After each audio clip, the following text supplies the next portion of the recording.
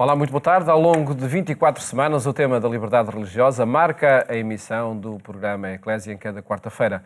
Uma problemática que partilhamos consigo, em parceria com a Fundação Ajuda à Igreja que Sofre, contando com a análise de Catarina Martins Betancourt, diretora do Secretariado Português, e Paulo Aido, jornalista nesta instituição, que são hoje convidados do programa Eclésia. O nosso ponto de partida são imagens que documentam a perseguição aos cristãos em muitos países. No caso, a República Centro-Africana é um exemplo desta perseguição aos cristãos. In October 2014, rebels from General Miskin's party arrived at the Catholic mission in Babua, Central African Republic. They kidnapped Father Matthew and demanded the release of their imprisoned general in exchange. We walked 30 kilometers. We joined 15 Cameroons and 10 Central Africans, held already for a month. They were chained. I saw the horror on their faces. I prayed, and then a revelation. Maybe I'm here to support the prisoners, so they could be free. Lord God, be thy will, and I felt an amazing peace. Father Matthew's fellow priest communicated with the rebels' leader by phone. He also sent drinking water, clothes, items required to celebrate Mass, as well as medicines for Father Matthew. If there were no drugs, we couldn't talk today. There were Catholics, Protestants, and Muslims among them. We prayed together. 6 weeks later, the news came that Father Matthew and the Cameroonians would be released, but not the Central Africans. For them, it was the death sentence. They started to cry, to scream, and then an unexpected thing happened. Their boss told me, "Go and pray with them." I started the Divine Mercy prayer. Jesus, I trust in you. We must believe to the end that God will deliver us. Father Matthew was sent by plane together with General Miskin. I told the general, in the forest there are 10 Central Africans who suffer. Your people are keeping them. He took my hand and said, "Forgive me." I replied, "I forgive you." Then he took the phone and said, "Please, release the prisoners." And then everyone was released. God allowed all this, but he was with me, with the prisoners. We got freedom.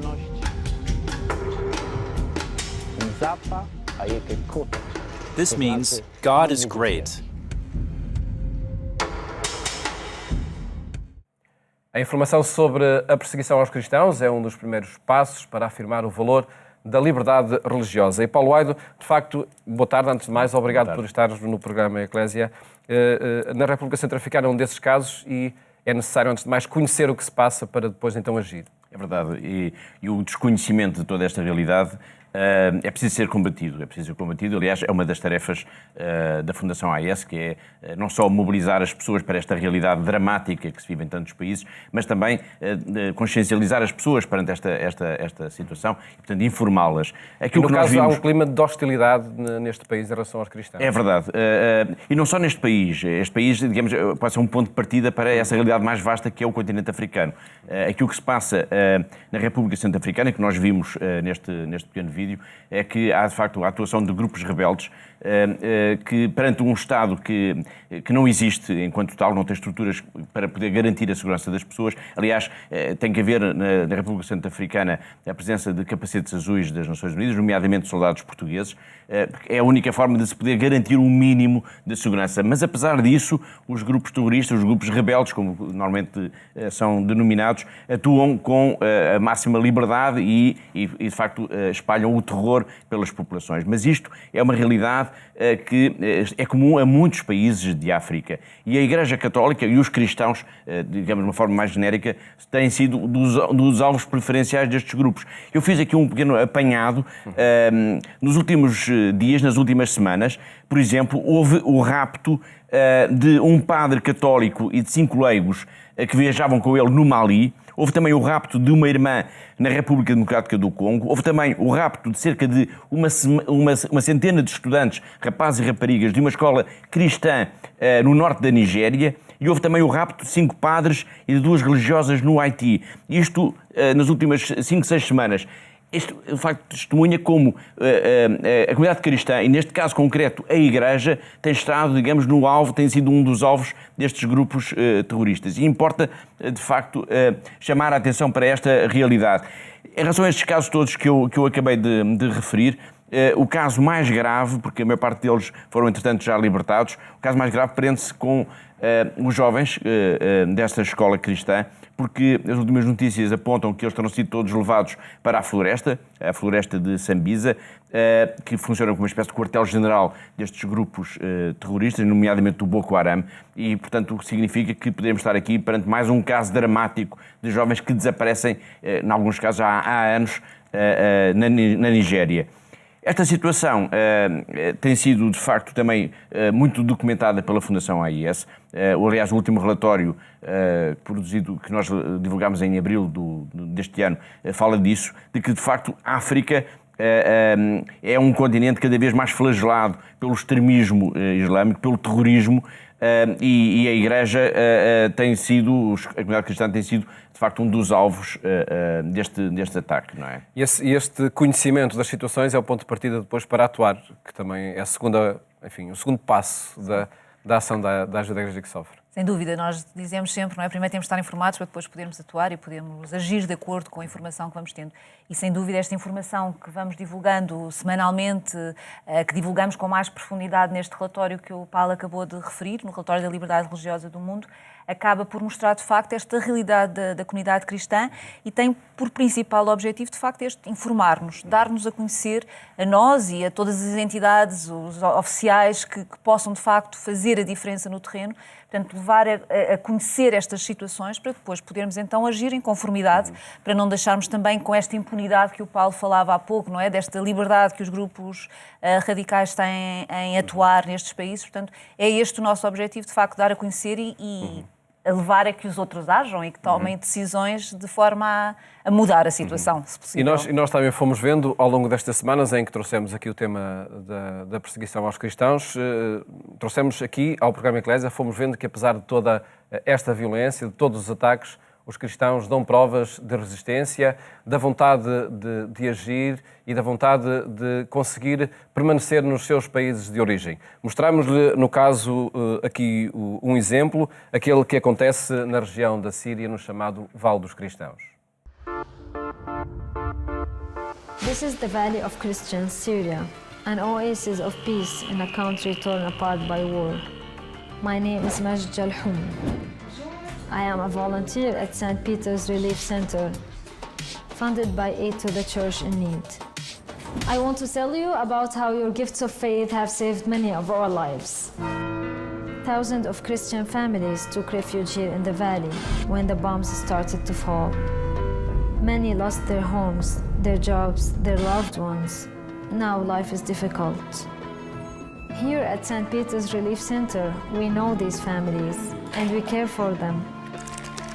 This is Nuhad with her two boys, Georgios and Majd. Her house was completely destroyed during the bombing. Every month we help her with her rent payment until the day she and her family are able to return and rebuild their life.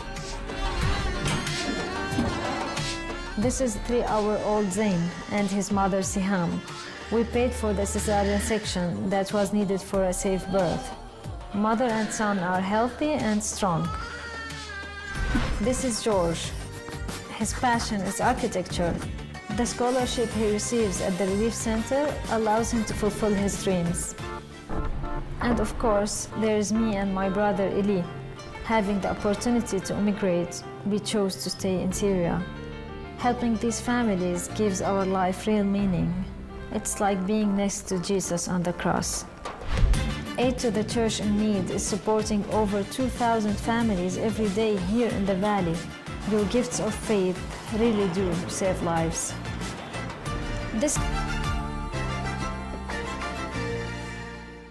O exemplo da solidariedade e da esperança que é afirmada para com os cristãos da Síria e que trata-se, no caso, Catarina, de facto de um sinal de esperança neste país. Sem dúvida, portanto, é de facto um sinal de esperança e nós não nos podemos esquecer que a Síria vive em uma guerra há já uma década, não é? Para além disso, está neste momento com estas sanções económicas impostas pelos Estados Unidos e pela União Europeia, que têm levado, de facto, a que quem mais tem sofrido no terreno, de facto, é a população, não é? Portanto, nós sabemos que neste momento esta pobreza que a população vive neste momento, com esta imposição de não haver importação de bens, portanto, toda uma estrutura, não só com a destruição que houve durante a guerra, mas também com esta imposição destas sanções económicas, leva a que não seja possível a fazer a importação de bens. Com isso, há muitas empresas, muitas fábricas que deixam de poder produzir. Deixando de poder produzir, as pessoas não têm trabalho, cada vez é mais difícil terem acesso aos bens essenciais. E, de facto, é essa a informação que vamos recebendo da Síria, dos nossos contactos no terreno, que cada vez mais é mais difícil ter acesso até aos bens essenciais. Uma irmã portuguesa que está no terreno, em Cara, ela dizia-nos que, por exemplo, neste momento não tem tinteiros para o seu computador. Portanto, é uma coisa básica, que não é o mais importante, sem dúvida, mas não há eletricidade praticamente o dia todo. Portanto, se quiserem ter acesso a pão, têm que ir muito cedo para as filas para conseguirem ter acesso a algum bocadinho de pão para a semana. Portanto, todos os bens são racionados devido a estas restrições económicas que há. Por isso, há de facto estes problemas neste momento no terreno, mas este vídeo que nós vimos, este filme, de facto mostra também esta ação da solidariedade, como cada um de nós pode também ajudar, sermos solidários, apesar de toda a pobreza que envolve. E que é garantia para que, de facto, as comunidades cristãs permaneçam sem dúvida, naqueles locais. Sem dúvida, sem essa ajuda, sem essa solidariedade entre a própria população e com a ajuda de entidades internacionais, sem dúvida que é isso que faz com que as pessoas possam continuar e possa também haver esta esperança, não é? De sentirem que não estão abandonados, não estão sós. Há alguém que está no terreno e que está a ajudá-los.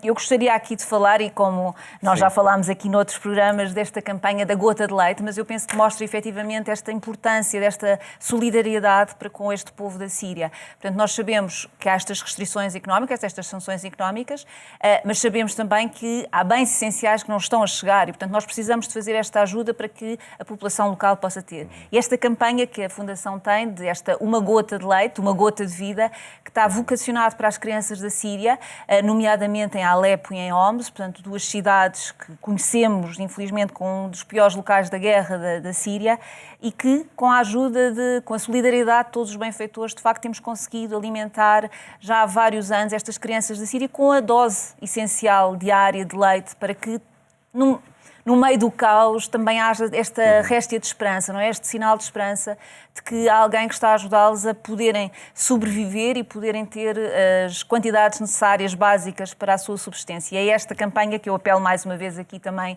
à solidariedade, que não podemos de facto deixar de dar esta esperança a estas crianças que são o futuro da Síria, e não nos podemos esquecer que muitas delas, a grande maioria, nasceu e viveu sempre em guerra. E, portanto, são crianças que precisam ser ajudadas e não podem ser abandonadas. Campanhas que resultam, de facto, das situações que nós fomos vendo aqui ao longo das últimas semanas, nesta série de reportagens e comentários que apresentamos ao longo das últimas 24 semanas. E agora segue-se a emissão, neste programa, também à quarta-feira das próximas semanas, de documentários mais alargados sobre a temática da liberdade religiosa, sobretudo de quem tudo faz para a garantir.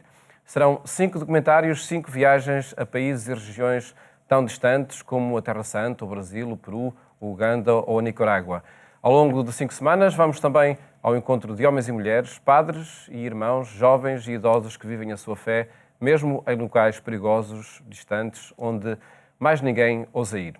Catarina Martins Betancourt e Paulo Aido, o que é que nós vamos ver? E começava por si, Catarina, o que é que vamos ver neste programa? Que mensagens, sobretudo, passam através destes documentários?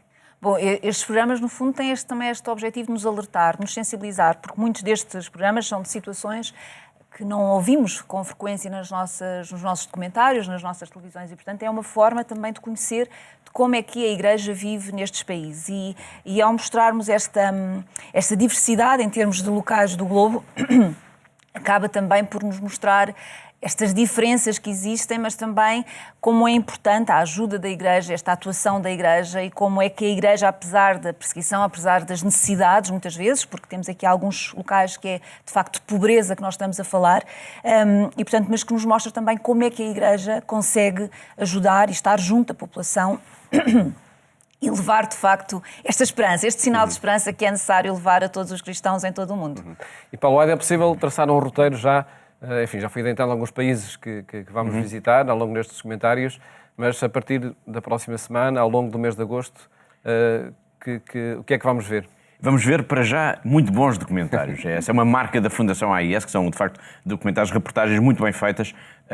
Que são feitas à escala internacional, não é? À escala internacional, exatamente. Sim. A Fundação AIS trabalha, tem secretariados em 23 países e tem uma equipa, digamos, internacional de reportagem, digamos, que está nos locais e que acompanha. Alguns destes documentários demoraram meses a serem produzidos, a serem realizados, porque implicam, de facto, muitas vezes o convívio dos jornalistas com estas populações, portanto, para se poder produzir estes documentários, que têm cerca de 25 minutos cada um deles, não é? Nós vamos até ao Brasil, o documentário é muito interessante, da querida Amazónia, com um padre polaco, que já neste momento será mais brasileiro até do que polaco, já lá está há umas dezenas de anos, e que é um exemplo também desse trabalho que a Catarina estava agora a referir, que é de alguém que se tem que doar completamente àquelas populações ribeirinhas que vivem nas margens da Amazónia e que só são visitadas normalmente por este sacerdote. Se ele deixar de ir ter com essas populações, digamos que, entre aspas, a civilização deixa de lá ir. Portanto, este padre é um exemplo desse trabalho, dessa doação total de quem é amigo, de quem é confessor, mas também é médico, enfermeiro, professor, enfim. Mas vamos também até à Terra Santa, que é um lugar, uma zona muito problemática da atualidade. Tivemos guerra lá há muito pouco tempo e vamos visitar principalmente isto na perspectiva dos cristãos, que é uma comunidade que está fechada em alguns casos, por exemplo, na faixa de Gaza, uma prisão a céu aberto. Vamos ao encontro de uma irmã, a irmã Brigitte, que nos vai falar um pouco dessa realidade. Vamos até ao Uganda, a um campo de refugiados, mas vamos ao encontro de 2 refugiados do Sudão do Sul, que é o mais jovem país do mundo, mas que praticamente tem uma história só de guerra. E é dramático. Neste campo de refugiados vivem 300 mil pessoas, mais do que a população da cidade de Lisboa. Imaginemos essa realidade. Na Nicarágua, por exemplo, que é um país que vive conflitos políticos e sociais grandes, a comunidade cristã também está a ser perseguida a nível mesmo governamental. Portanto, esta é outra realidade que este documentário também vai espelhar. E depois há um outro que eu chamo aqui a atenção dos telespectadores, que é para o Peru. É um encontro com 8 irmãs da comunidade Jesus, Verbo e Vítima, e que elas vão, aliás, é uma expressão que é fantástica, elas costumam dizer que quando acaba a estrada, começa a missão delas. Ou seja, elas vão onde mais ninguém vai. Onde mais ninguém vai. Portanto, elas vão ao encontro daquelas pessoas que vivem isoladas, afastadas, sozinhas, muitas vezes no meio das montanhas, no alto das montanhas, muito pobres. E elas vão lá, muitas vezes com as mãos quase vazias, mas levando a simpatia, a presença, o contacto, a amizade, e isso faz toda a diferença. Acho que vai ser um mês fantástico em agosto com estes documentários da Fundação AIS. Já vai sendo uma tradição aqui no mês de agosto nós partilharmos com os telespectadores estes documentários da Fundação Ajuda à Igreja que Sofre e que correspondem, Catarina, também às atenções que a nível internacional, claro que também a partir de Portugal, mas a nível internacional, a Ajuda à Igreja que Sofre coloca em diferentes pontos do globo. Sim, o nosso objetivo é sempre estar no maior número possível de países, que haja de facto esta necessidade de ajuda.